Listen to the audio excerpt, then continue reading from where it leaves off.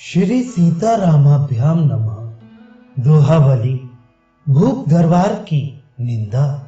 देवताओं के दरबार में भी पृथ्वी के राजाओं के दरबार बड़े ही, क्योंकि इनमें राजाओं के दरबार में भगवान के नाम का जप करने वाले और भगवान की पूजा करने वाले भी बड़ा भारी अपमान सहते देखे जाते हैं, जो देवताओं के दरबार में असंभव है। छल कपट सर्वत्र वर्जित है। बिना छल कपट के मिलने वाली भीख ही उत्तम है। किसी को क्लेश पहुंचाकर भीख नहीं लेनी चाहिए। भगवान ने वामन रूप धरकर बलि से छल किया और इसी बहाने सबको उपदेश दिया कि छल करना बहुत बुरा है। छल करने के कारण ही मुझे पाताल में बलि का द्वारपाल बनना पड़ा है। भला आदमी यदि किसी भले आदमी से छल कर बैठता है तो उसे फिर जन्म भर उससे दबकर रहना पड़ता है। भगवान लक्ष्मीपति ने वृंदा से छल किया था। इससे वह तुलसी के रूप में भगवान के सिर पर विराजमान रहती है, और भगवान वामन जी ने राजा बलि से छल किया तो उनकी भी वही गति हुई। उन्हें उसका द्वारपाल बनकर रहना पड़ा। भगवान वामन जी ने अपने मन में अच्छा समझकर ही देवताओं के कार्य के लिए बलि को छला, फिर अपना स्वामित्व छोड़कर उसके वश में भी हो गए, अर्थात उसके द्वारपाल तक बन गए। तो भी छल करने के कारण उनके मन की गिलानी नहीं मिटी। जगत में सब सीधों को तंग करते हैं। तुलसीदास जी कहते हैं कि सीधी टेढ़ी दोनों प्रकार की चाल चलने वाले मंगल, बुध, गुरु, शुक्र और शनि, इन 5 ग्रहों में से तो किसी को राहु जल्दी आंख उठाकर देखता भी नहीं, परंतु सीधी चाल वाले सूर्य और चंद्रमा को समय पर वही राहु त्रास देता है।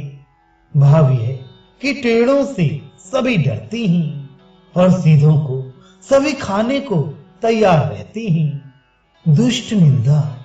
तुलसीदास जी कहते हैं कि इस बात को तमाम दुनिया जानती है कि दुष्टों के साथ उपकार करने का फल बुरा होता है। तुलसीदास जी कहते हैं कि दुष्ट की कपट भरी मीठी वाणी सुनकर अपने हृदय में अच्छी तरह विचार कर उसका मतलब समझना चाहिए। सहसा उस पर विश्वास नहीं कर लेना चाहिए।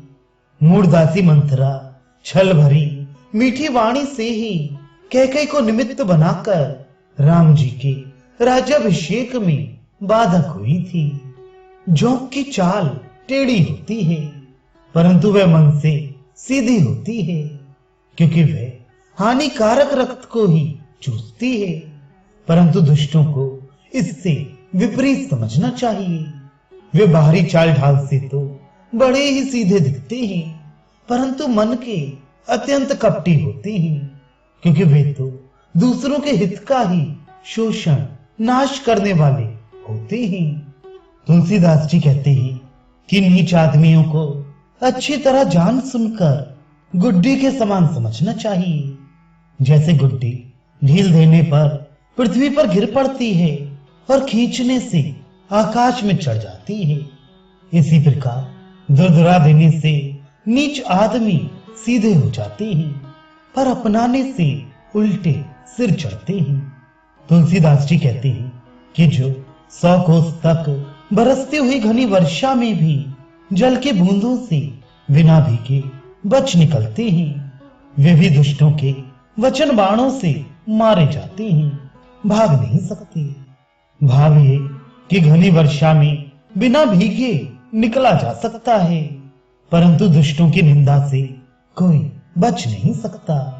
तेली तिलों को इसने ही जानकर भी उन्हें कोलों में डालकर पेटता है। ये तो प्रेम अर्थात स्नेह की रीत देखी, अब क्रोध की रीत देखनी है। अर्थात जब प्रेम में भी कोलू में पेड़ता है, तब क्रोध में तो जाने क्या करेगा। तुलसीदास जी कहते हैं कि बेचारे पक्षी, हिरण और मछली किसके साथ मिलजुल कर अपना जीवन बिताएं। एक स्थान में रहने वाले, एक ही आकाश में उड़ने वाले बाज, एक ही वन में रहने वाले सिंह और एक ही जल में रहने वाली बड़ी मछलियां या गिरह आदि तो इन्हें कच्चे ही निकल जाते हैं।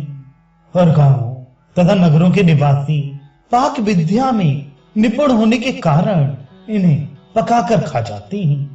तात्पर्य है कि दुर्बलों के लिए कहीं ठौर नहीं है। तुलसीदास जी कहते हैं कि विश्वास करके जिसके गोद में सिर रखकर सोया जाए, वही विश्वासघात करके कुचाल करे तो फिर उस कुचाल से भगवान ही रक्षा कर सकते हैं। जो शब्दें खा खाकर मित्र बन जाते हैं और फिर घर का भेद जानकर एक मत करके आपस में साजिश करके मित्र को मार डालते हैं, जिन्हें अपने ऐसे कुकर्मों से ना तो लज्जा आती है और ना जिन्हें ईश्वर या धर्म का ही डर लगता है। ऐसे नीचों का जो विश्वास करते हैं वे मंद बुद्धि बिना मौत मारे जाते हैं। जो मनुष्य दूसरों से वैर रखते हैं तथा जिनकी पराई स्त्री में, पराई धन में और पर निंदा में आसक्ति है, वे पामर पापमय मनुष्य नरदेह धारण किए हुए राक्षसी हैं।